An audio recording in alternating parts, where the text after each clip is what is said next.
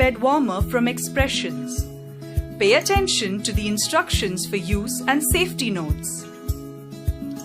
Unfurl the electric bed warmer, lay flat and crease-free on your mattress. Then pull a cotton bed sheet over the mattress and electric bed warmer in the usual manner. Switch on the bed warmer around 30 minutes before going to bed. Cover it with a blanket or a jai in order to prevent heat loss. Choose between 3 temperature settings. If you wish to use the bed warmer for several hours, we recommend setting 1 or 2. Use setting 3 to heat the bed warmer as quickly as possible.